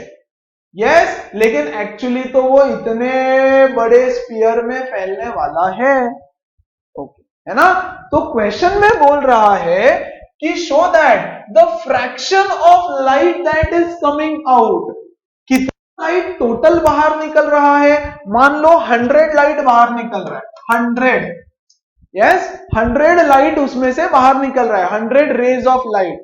उसमें से कितना फ्रैक्शन बाहर आया? उसमें से 25 रेज बाहर आए, या उसमें से 10 रेज बाहर आए, या उसमें से कितने? ये देखो, ये कोन के जितना, ये जितना यहां से कोन निकल रहा है ना, उतना फ्रैक्शन बाहर आया। और वो बोल रहा है कि प्रूव करो कि ये जितना भी लाइट बाहर आ रहा है, it does not depend on the height h। ये देखो, ये हाइट इस हाइट पे डिपेंड नहीं करता। ओके, ये बोल रहा है। ठीक है, तो ध्यान देंगे यहां पर फिर। यस, प्लीज ध्यान दो यहां पर। आप इस आर्क को ले लो यार, कितना लाइट बाहर निकल रहा है? इस आर्क के जितना। एरिया ऑफ दिस आर्क, ये 3D आर्क है वो, ऐसा 3D आर्क। यस, इतना लाइट यहां से बाहर निकल रहा है। ये जो 3D आर्क है, इतना लाइट यहां से बाहर निकल रहा है। हम क्या बोलेंगे? The fraction of light that is coming out is area of, देखो नीचे क्या आएगा? Area of sphere, area of sphere, है ना। स्फीयर का जो एरिया है बच्चों, ये वाला, ये जो स्फीयर का एरिया है, इस स्फीयर के एरिया के जितना लाइट टोटल बाहर निकल रहा है। What is the area of sphere? Area of sphere is 4 pi r square. सही बात। Area of sphere is 4 pi r square. अब बचती है बात इसके एरिया की, है ना, कि यार इसका एरिया कितना है? Total surface area. यस, तो यार वो तो हमको फिलहाल नहीं पता, वो कैसे निकाल सकते हैं हम लोग? ये एंगल तो आपको पता है ना, critical angle, twice of critical angle, twice of critical angle, है ना। तो इसका एरिया निकालना सिखाता हूं, अलग से सिखाता हूं, डोंट वरी। एरिया इंटीग्रेशन से आप निकाल सकते हो। अभी के लिए मैं बोल रहा हूं इसका एरिया है 2 pi R square into 1 minus cos of critical angle, 1 minus cos of this critical angle. कैसे बताता हूं, है ना, don't worry. Yes, is equal to ये कटा ये कटा ये कटा ये कटा 1 minus cos of critical angle divided by 2। Yes, this is the fraction of light that is coming out. तो जितना टोटल लाइट है उसमें से सिर्फ इतना फ्रैक्शन बाहर आ रहा है। And this does not depend on height. See, ये फॉर्मूला में कहीं हाइट है क्या? Yes, this does not depend on height. ये हाइट के ऊपर डिपेंड नहीं करता। एक बार क्वेश्चन पढ़ो सब लोग, everybody just go through the question. हाँ देखो जरा, तो इतना fraction and it does not depend on height. Fine, ये कैसे आया यहां पे मैंने थोड़ा बताया, इसका डेरिवेशन भी सीखेंगे हम लोग, डोंट वरी, ऑटोमेटिकली सीखने ही वाले टॉपिक्स में। फाइन, चल ये हो गया। लेकिन उन्होंने तो कुछ और प्रूव करने बोला है, म्यू के टर्म्स में प्रूव करने बोला है, म्यू के टर्म्स। ओके, तो कोई बात नहीं, यहां पे आ जाओ। ये है हमारा ट्रायंगल, मान लो ये क्रिटिकल एंगल है। We know that sine C is equal to 1 by mu, तो ये 1 ये म्यू, तो ये क्या हो जाएगा under root mu square minus 1, है ना। तो कॉस सी क्या हो जाएगा यहां से, cos C is equal to adjacent that is mu square minus 1 upon hypotenuse. डाल दो 1 minus under root mu square minus 1 upon mu divided by 2। Cross multiply कर लेना, you will get this result. Cross multiply करो, mu minus this upon 2 mu, है ना, या इसको अंदर डाल। अच्छा, सेम वैल्यू चाहिए आपको, कोई बात नहीं। देखो 1 minus under root cos is equal to mu square minus 1, correct, upon mu. तो इसको मैं लिखता हूं अपॉन रूट के अंदर डाल के म्यू स्क्वायर डिवाइडेड बाय 2, चलेगा। म्यू के रूट के अंदर म्यू स्क्वायर ले लिया, which is equal to 1 minus under root of 1 minus 1 upon mu square divided by 2। 1 minus under root 1 minus mu square divided by 2। तो कितना फ्रैक्शन लाइट बाहर आएगा, वहां से निकल तो रहा है लेकिन बाहर कितना आएगा इतना फ्रैक्शन। फ्रैक्शन मतलब वंस अगेन, मान लो यहां से 100 रेज बाहर निकल रहे हैं, तो आउट ऑफ 100 कितने रेज बाहर आ रहे हैं, है ना। So out of the total area of sphere, area of this arc, ये क्या है, आर्क नहीं है वो, ऐसा है, ऐसा फिगर है ना, आर्क नहीं है। तो मैं मान लो इसको एबीसी आर्क बोल देता हूं, तो एबीसी का area divided by area of the entire sphere, इतना फ्रैक्शन बाहर आया। ये इसका एरिया, ये स्फीयर का area, F is equal to 1 minus cos C by 2। Cos C की वैल्यू है, यहां से ट्रायंगल बनाया, sine C is 1 by mu, तो 1 म्यू, ये आ गया under root mu square minus 1, cos C is under root mu square minus 1 by mu, डाल दो वैल्यू, खत्म, है ना। तो गाइस, क्योंकि ये क्वेश्चन जेईई में आ चुका है, इससे रिलेटेड इसके आसपास वाले क्वेश्चंस करवाए, और वो बोल रहा है कि ये जो वैल्यू है कि कितना लाइट बाहर आएगा, ये फ्रैक्शन कांस्टेंट है। दिस फ्रैक्शन इज कांस्टेंट, मतलब यहां देखो, यहां देखो, यहां देखो, यहां भी 100 में से 25 रेज बाहर आएंगे, यहां पर भी 100 में से 25 रेज बाहर आएंगे, और नीचे ले लो तो भी 100 में से 25 रेज बाहर आएंगे। For example, number of rays का क्वेश्चन नहीं है, फ्रैक्शन क्या है समझाने के लिए। तो अमाउंट ऑफ लाइट एनर्जी पकड़ लो उसको, जितनी लाइट एनर्जी निकल रही है उसमें से कितनी बाहर आएगी, तो भैया इतनी बाहर आएगी। व्हाट फ्रैक्शन ऑफ, बोलो समझ में आया सबको, everybody come on.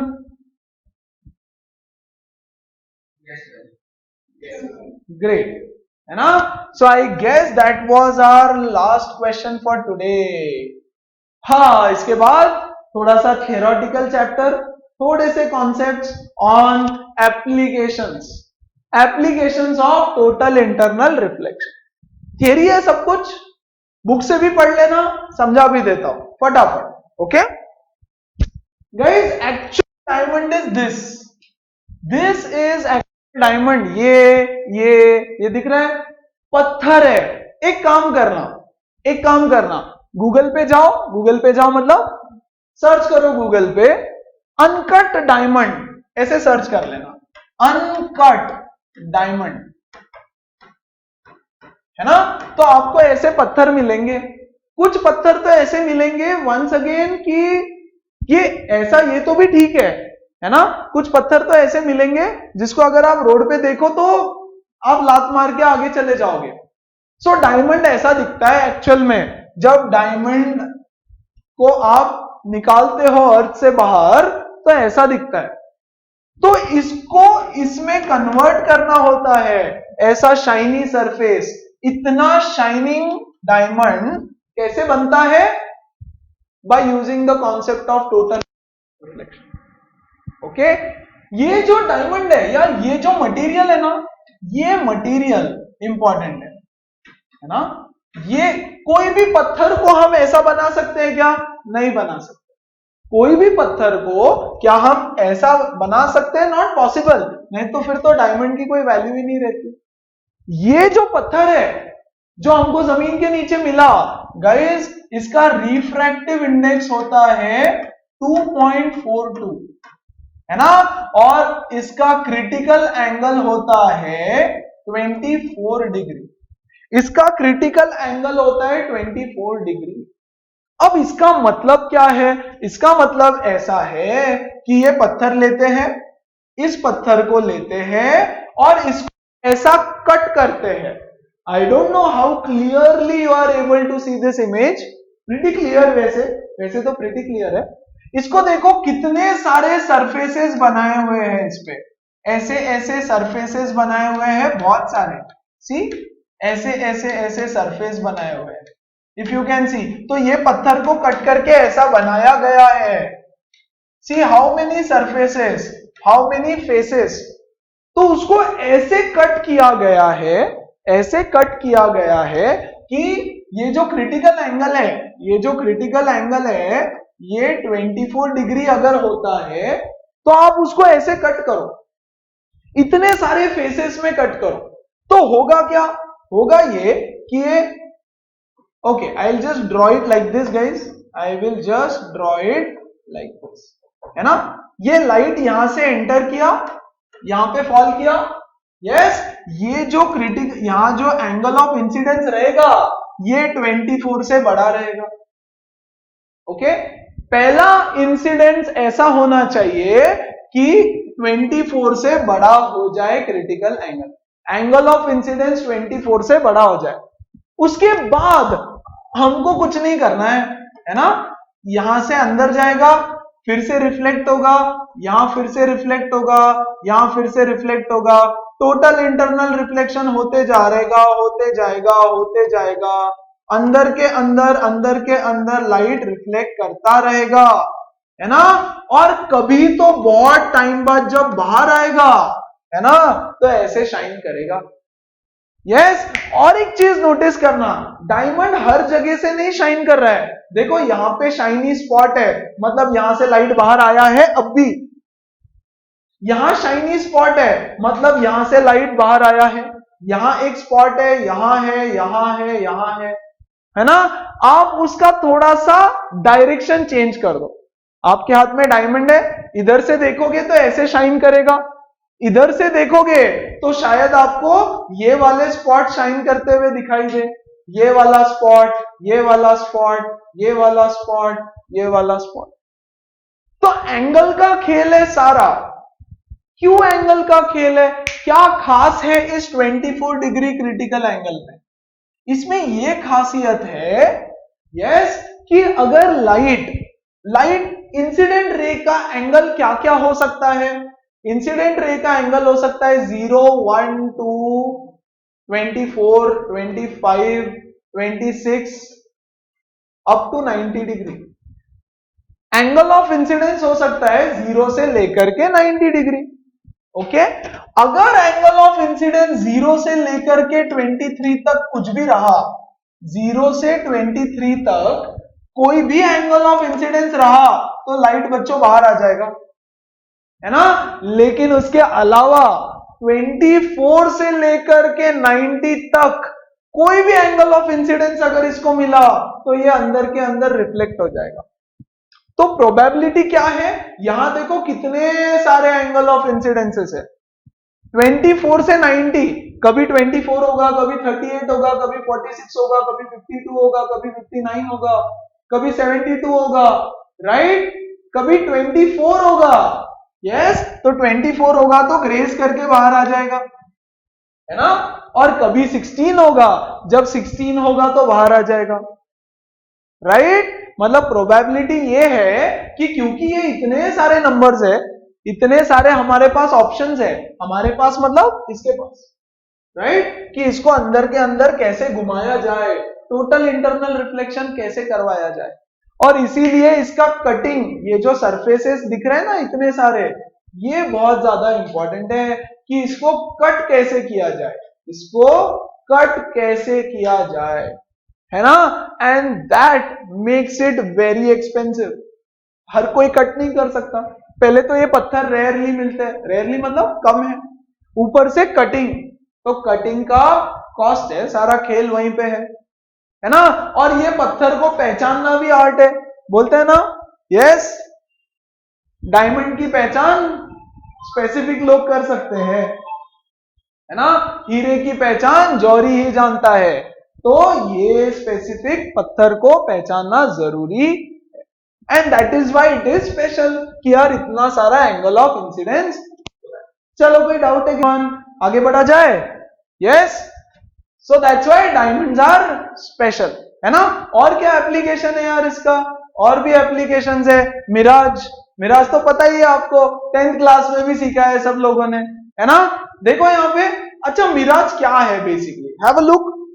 On a very hot day ही आपको ये देखने मिलेगा, if the day is hot only then you can see Miraj.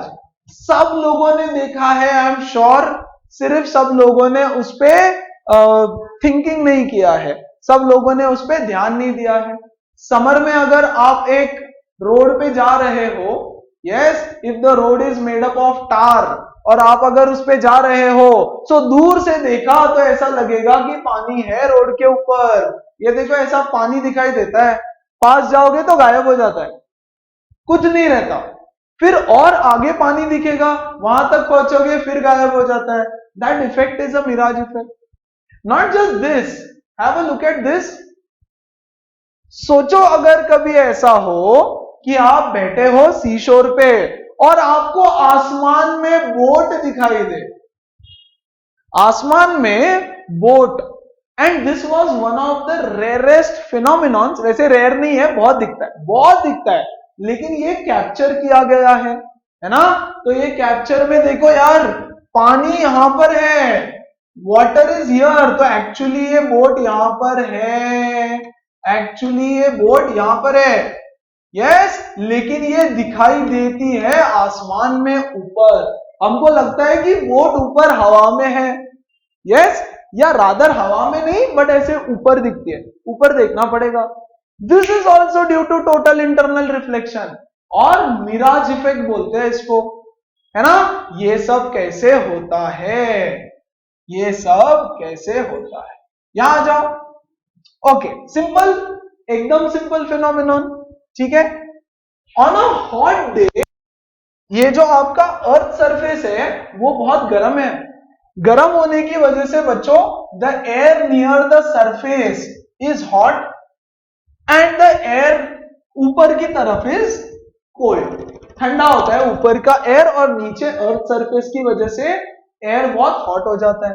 अब गाइस अगर एयर हॉट हो गया तो गर्म एयर ऊपर की तरफ मूव हो जाएगा, hot air moves up, very good, और नीचे the medium will become rarer, the medium नीचे विल बिकम रेयरर। भैया वहां के पार्टिकल्स ऊपर चले गए तो वो रेयरर मीडियम हो गया, है ना, और ऊपर हो जाएगा डेंसर मीडियम, ऊपर हो जाएगा डेंसर मीडियम।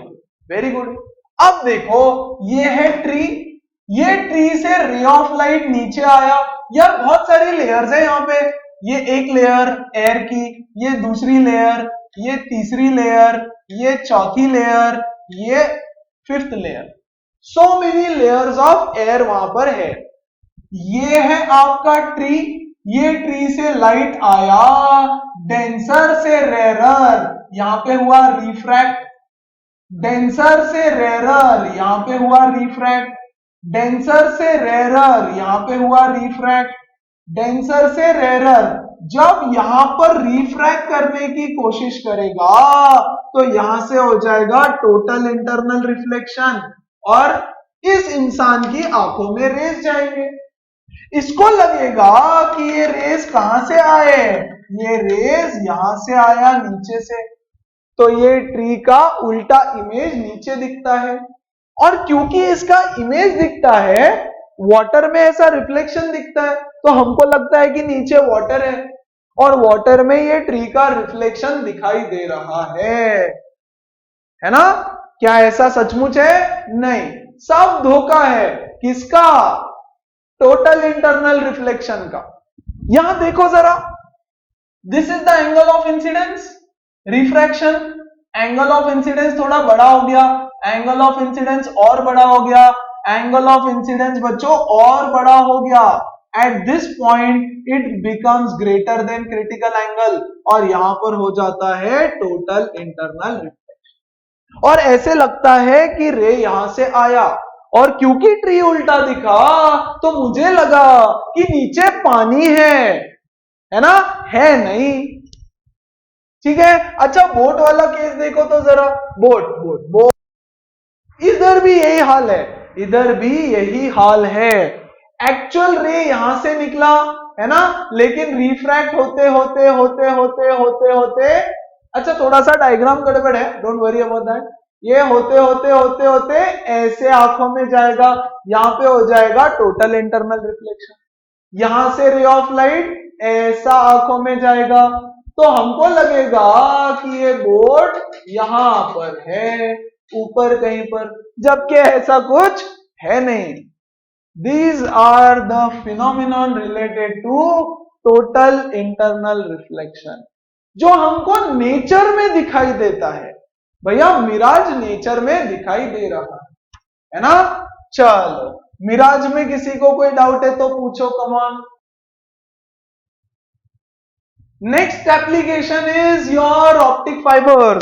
ऑप्टिक फाइबर क्या होता है यार, है ना, Jio fibre, yes, Airtel fibre, Airtel network, Jio fibre cable होता है ना, that is all based on total internal reflection. क्या है यार वो चीज? ऑप्टिक फाइबर केबल मतलब क्या? जियो फाइबर क्या मतलब? एक ग्लास का रॉड होता है, ग्लास का एक रॉड है, मतलब आपका जो केबल है ना, एक पतला सा केबल होता है, जिसके घर पे है उसको और समझ में आएगा, उन्होंने देखा भी रहेगा, है ना। और ये देखो, ये ग्लास केबल, ग्लास का केबल है, उसके ऊपर देखो एक कोटिंग है, green, blue, red, yellow colour की, उसके ऊपर एक और कोटिंग है, और उसके ऊपर एक वायर चढ़ा दिया। क्यों भाई? इसको प्रोटेक्ट करना है ना, राइट। कांच का बना हुआ है, ग्लास का, ओके। ये ग्लास ऐसा है कि आप यहां से लाइट इंसिडेंट करो, यस मानस, 1 मिनट, 1 मिनट, आप यहां से लाइट इंसिडेंट करो, बस आपको एक केयर करना है, टेक केयर कि पहला इंसिडेंट जो हो जाए वो ऐसा हो कि this angle is greater than the critical angle. अगर ऐसा हो गया तो अंदर देखो सारा टोटल इंटरनल रिफ्लेक्शन, यहां से टोटल इंटरनल रिफ्लेक्शन होके लाइट बाहर निकलेगा, टोटल इंटरनल रिफ्लेक्शन होके लाइट बाहर निकला। मतलब क्या हुआ? मतलब हुआ ये कि जब लाइट इसके अंदर से पास कर रहा था तो लॉस नहीं हुआ सिग्नल का, there is no loss, there is no loss. आप बोलोगे नॉर्मल वायर से भी हमारा सिग्नल चला जाएगा। अच्छा, और बाय द वे लाइट का और सिग्नल का क्या कनेक्शन बताता हूं। फिलहाल के लिए यहां से लाइट अंदर जाएगा, ये लाइट टोटल इंटरनल रिफ्लेक्शन होते होते यहां से बाहर निकलेगा। ओके, अब देखो क्या सीन है। अब सीन ऐसा है कि ये है glass rod, this is glass, this is glass, और इस ग्लास के ऊपर एक क्लैडिंग होता है, मतलब इस ग्लास के ऊपर गाइस एक और लेयर होता है, एक और यहां पे ऐसा लेयर है। क्या काम है उस लेयर का?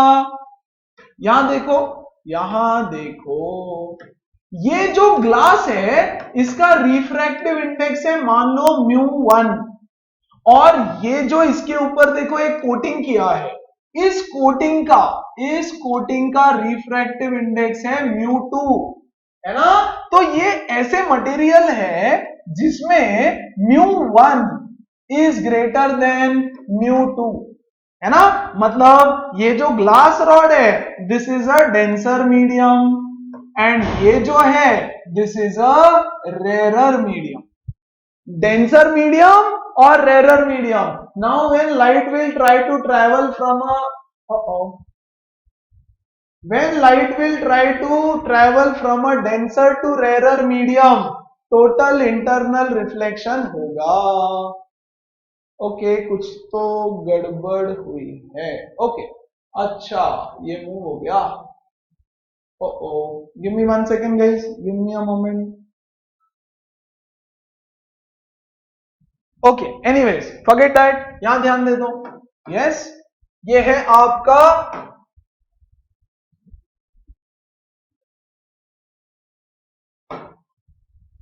आपका वायर ग्लास रॉड, दिस इसका रिफ्रैक्टिव इंडेक्स है μ1, इसके ऊपर एक कोटिंग चढ़ाया हुआ है ऐसा।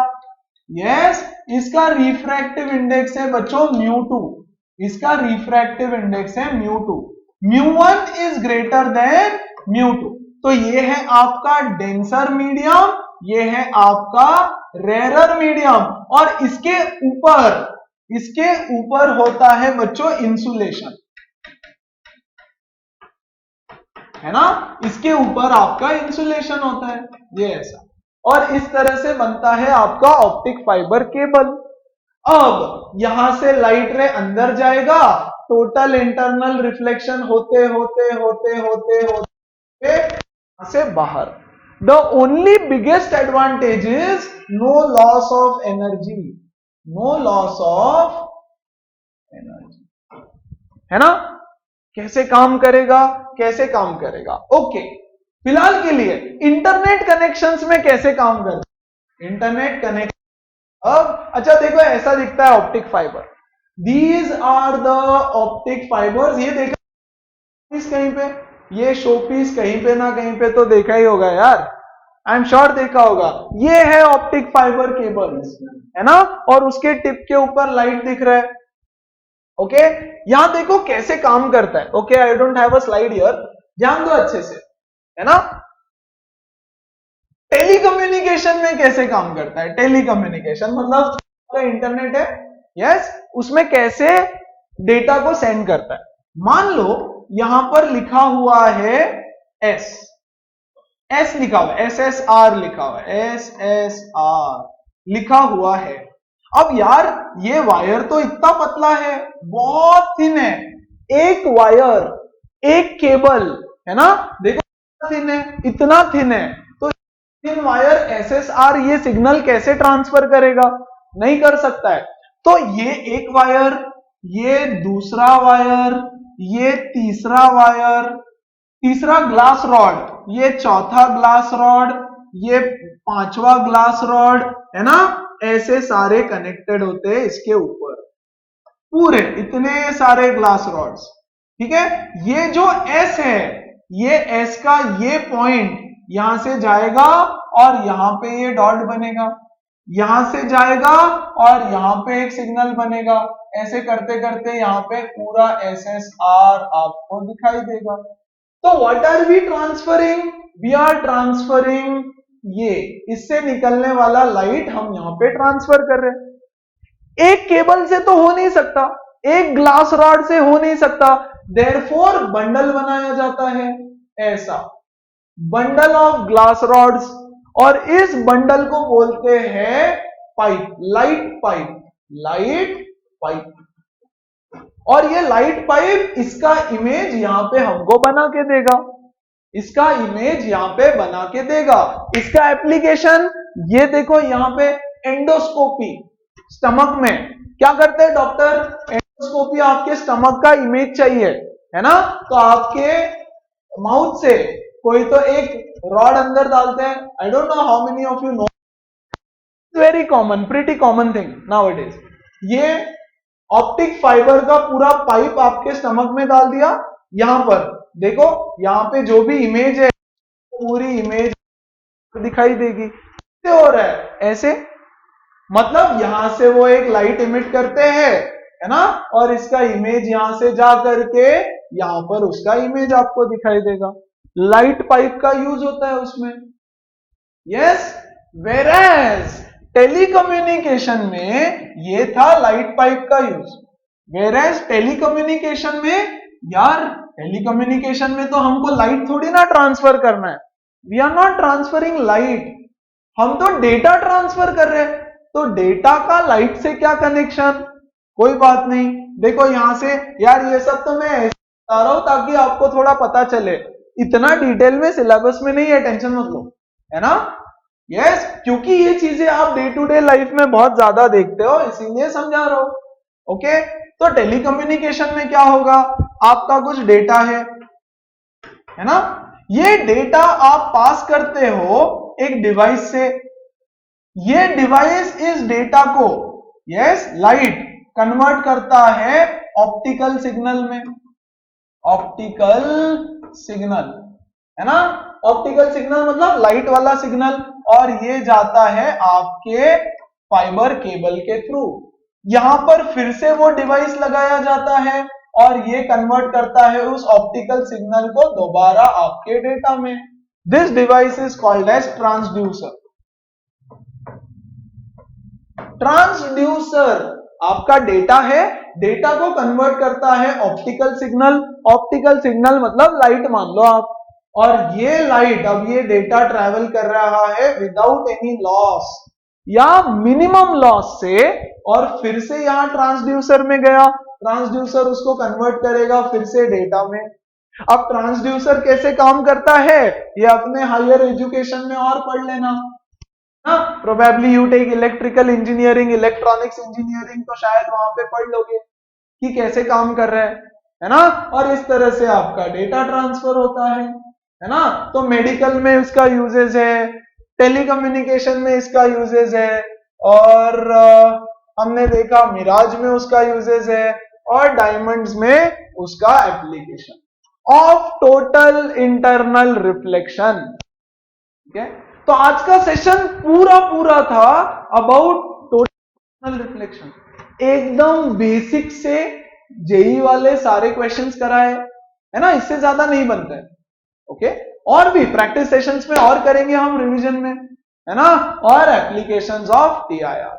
And that was it from today's session. If you have any doubts